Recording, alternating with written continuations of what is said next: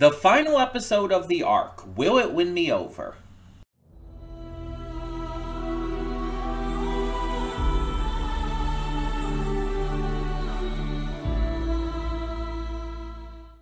Hey everyone, welcome to Princess of Gay. I'm your host Connie, and today we are here with episode 12, I want to say.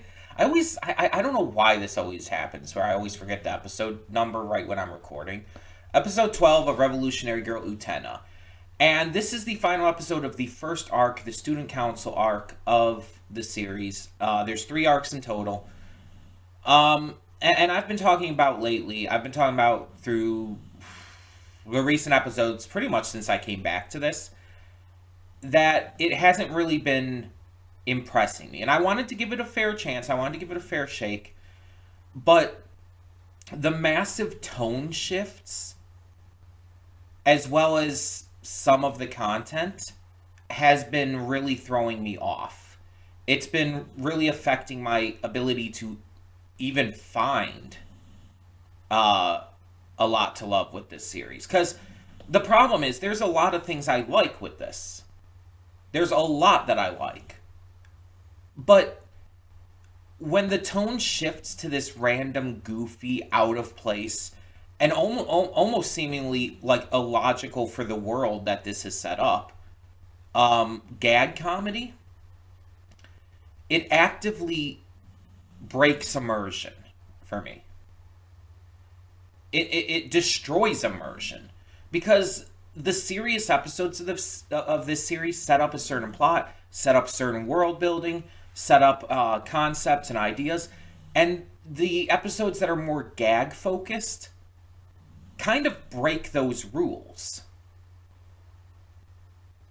Because you can't tell me that this boxing kangaroo exists in the same world as this melodramatic, like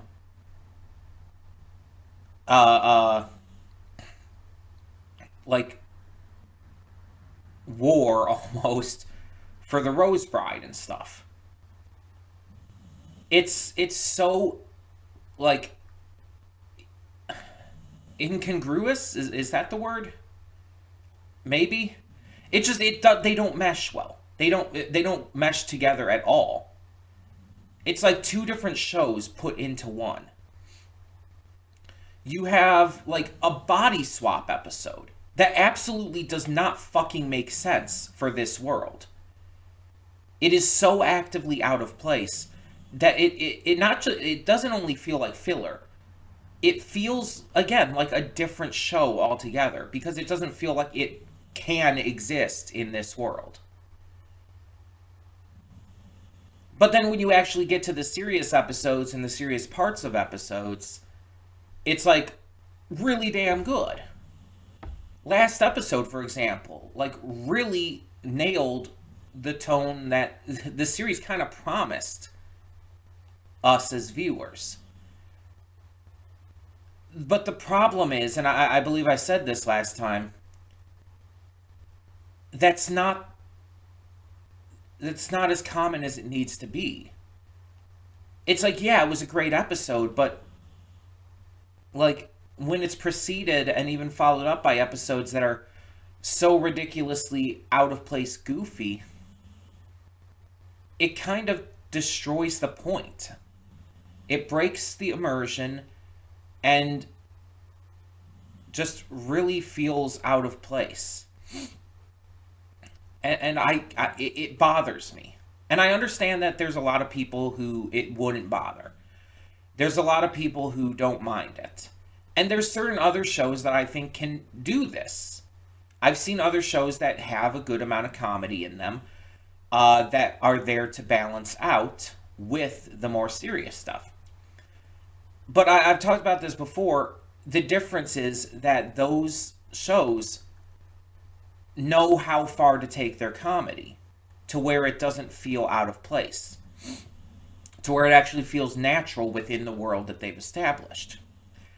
The problem with this is you go from one extreme to the other. You go from extremely serious, extremely intense, even kind of to the point of being upsetting, um, episodes and scenes and whatnot to ones that are so, like, on the very, very far end of gag comedy. It's practically Dr. Slump. And that's not how you balance things out. You can have comedy and seriousness in the same show. Full Metal Alchemist Brotherhood does this phenomenally. But you need to know how to properly balance it to make it feel natural, to make it feel like it fits within the world. Because starting this series, I would have called this series a romantic drama. But after having seen almost the entire full first arc now, I would actually put comedy as just as much of a gag comedy specifically as just as much of a genre to this series, and that's a problem. Gag comedy and drama don't mix. And again, if you like this, that's fine. I'm not saying you can't like this. Everyone's opinions are different. I'm just sharing mine. And I believe I've already been told in the comments in a previous reaction that the tone issues persist throughout the rest of the series. And that does, admittedly, hurt my overall interest.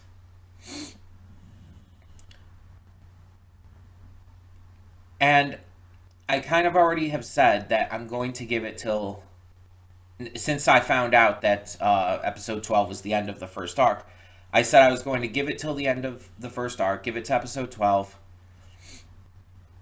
and kind of go from there. Determine if it's something I think I can put up with for the rest of the series, 30-something episodes, I think. Or if it's something that I can't do. And it's going to depend on how this episode goes. Especially after the last episode. I'm putting it all on this episode to impress me. And to not just impress me, but to give me clear, active motivation to want to watch more. So, we're going to see how that works out. And I mean, I hope that it does. I hope that it proves me wrong. I want to be proven wrong, and I want to continue watching this. I want to make that clear. I don't want to drop this. I don't want to drop anything. But I'm not going to force myself to watch something that I'm not enjoying either, and that I don't think I'm going to enjoy going forward. So this episode has a lot to prove for me. Also to note, if you see like the lighting like pulsing or whatnot, that's because that's our Christmas tree. The lights on it are kind of set to a slow pulse. So you see the lighting kind of change, like going from like a darker blue to like more of a brighter orange. That's why. Normally it wouldn't have this much of an effect, but it is dark as fuck out there today. I think it's gonna snow. It's like there is like pure cloud cover. It's like almost 12:30 p.m. right now, and it's like pretty damn dark. Like that's why you can see the light changes so notably. So just letting you know, nothing I can really do about that. The lighting otherwise is mostly fine, so we should be okay. But let us get into this episode, and I really mean it, hope for the best. Cutting in here real quick to remind you of all the awesome content we have on the channel. Between Monday and Friday, we have a plethora of awesome series reactions with 2 on Wednesday. We also have movie reactions every Saturday and Sunday. I do pre-record them during the week, but upload them on the weekend. And don't forget about all the gaming content over on the Princess of Gaming channel. We have Baldur's Gate 3 every single day, Horizon Forbidden West on Mondays and Fridays, Tuesdays and Thursdays is Life is Strange, Wednesdays and Sundays is Red Dead Redemption 2, and on Saturdays we have Nier Automata. A lot of great gaming content every day. Don't forget to click the link in the description below to follow it to today's reaction. I redirect everything just due to copyright reasons. And please subscribe to the channel and like the video if you want to see more awesome content such as this. So thank you so much for tuning in, and I will see you at today's reaction. And we are back, and we'll begin with spoilers in 3, 2, 1, now. So, I'm conflicted. Because this was a good episode. Not as good as the last one, by any means. But it was good. But it has one major problem. And that's that it was extremely rushed. I feel like we needed a full episode of Utena being broken and trying to be quote unquote normal and everything, leading into another episode where the duel would take place and Utena would, be encouraged by Wakaba to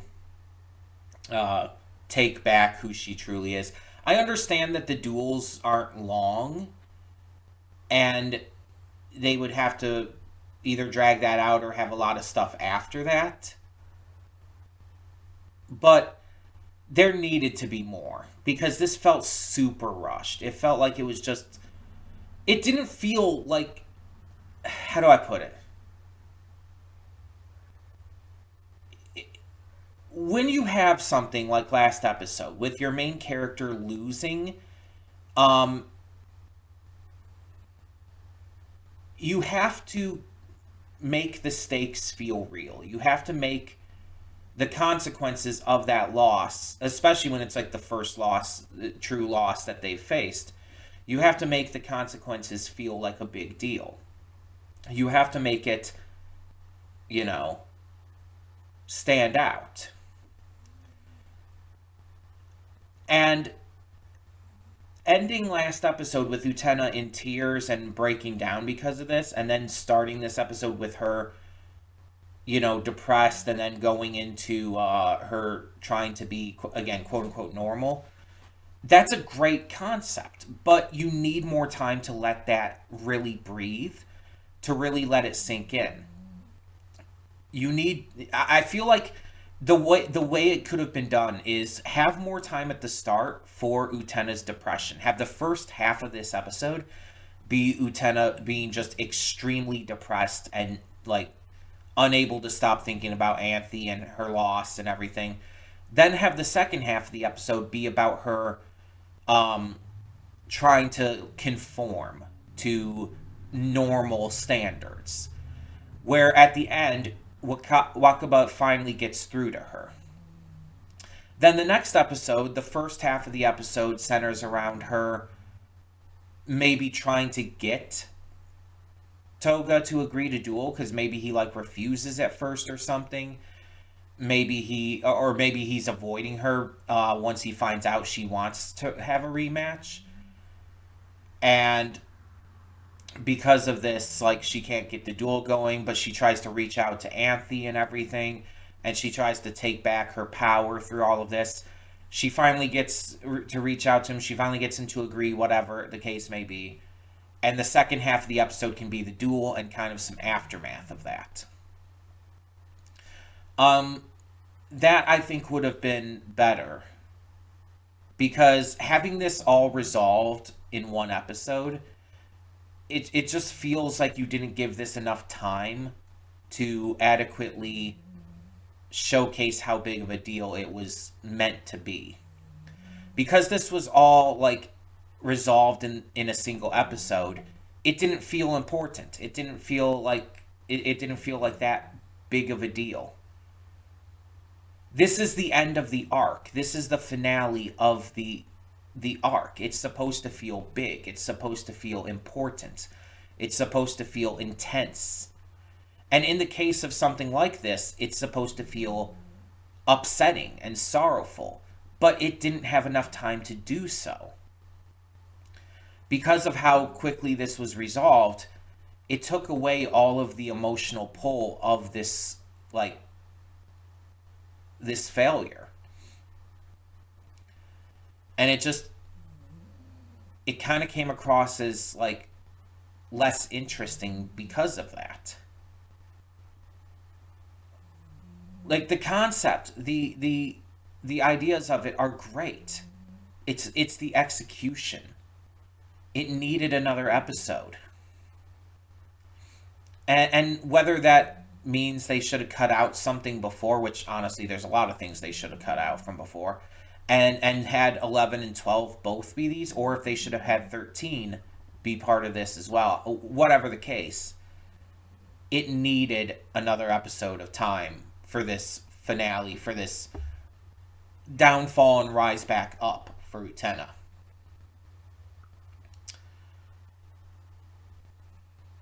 But again, I like the concept and I like what actually happened.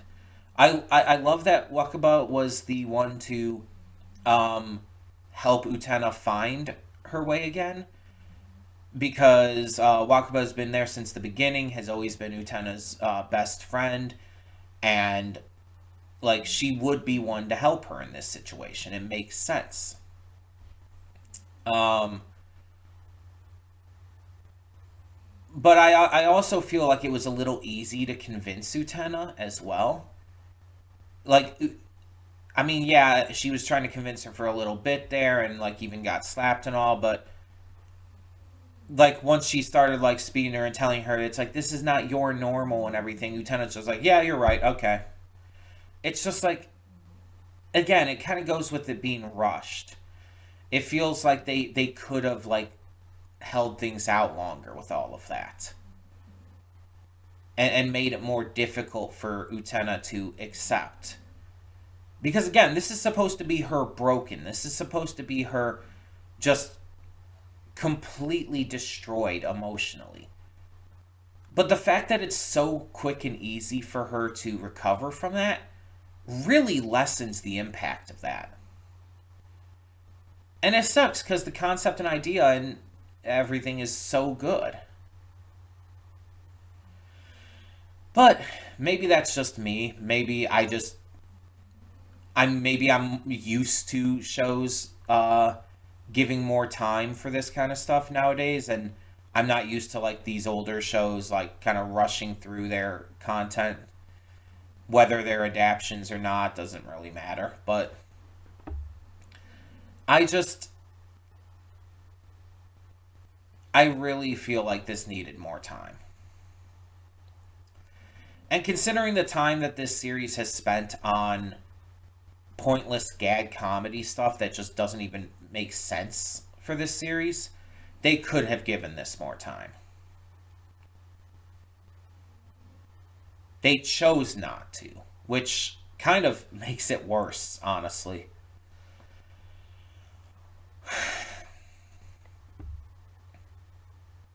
I just it kind of goes with what I believe I said last episode. There and kind of what I was saying in the pre-thoughts too. There's a lot about this series I love. There's a lot of concepts, a lot of the story and the characters, and obviously the gay. But a lot of the execution either rubs me the wrong way, or I feel is an active detriment to not just the enjoyment of this series, but the ability for this series to even work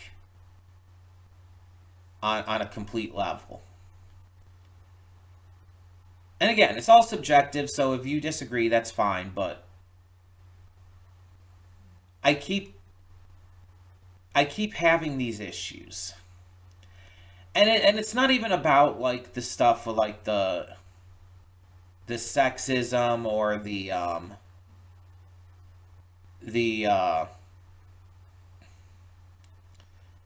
the incest stuff, and it's not even so much about that stuff, because it's like, yeah, we understand that stuff is bad. It's like that's nothing new, nothing spectacular to explain, and the people engaging in this series are the villains.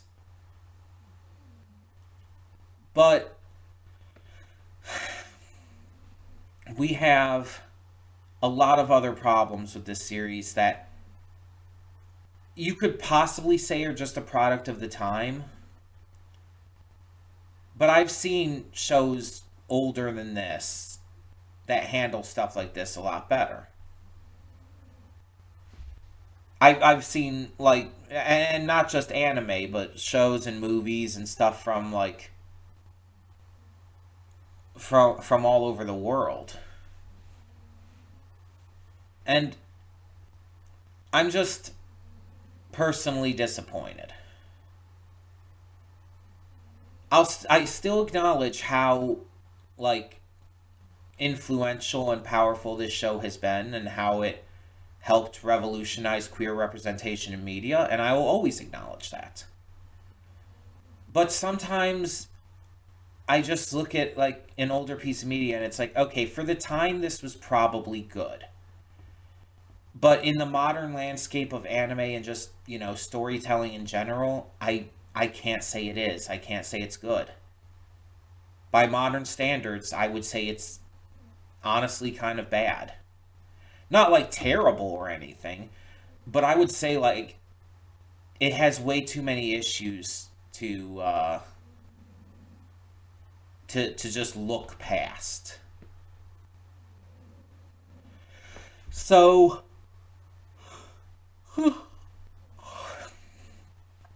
I feel like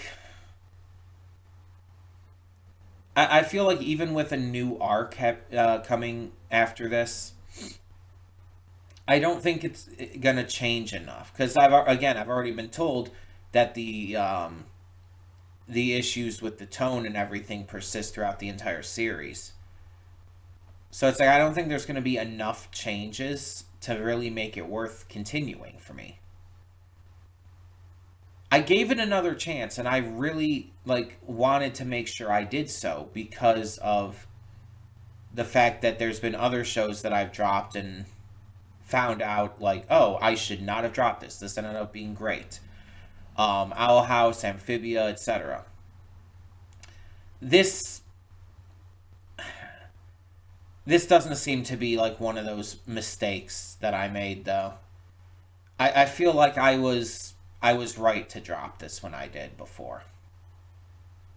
And again, I see the value, and I'm not saying it's a terrible show. I'm not saying like um, it doesn't have value. It definitely does. It's just not for me. The issues that I have with it, I can't reconcile. And because of that, it's not for me.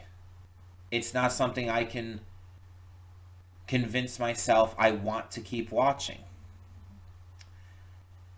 So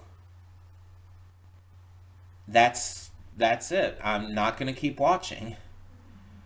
I apologize to everyone who really likes this series and wanted to continue to see my reactions, but I said in the pre-thoughts and all, I'm not going to force myself to watch a series that I'm not enjoying. And even beyond that, that I'm, like, actively finding a lot to dislike about it. Because forcing myself to continue this series at this point would just make me resent it. It would just make me hate it. And I don't want to do that because there's too much to love.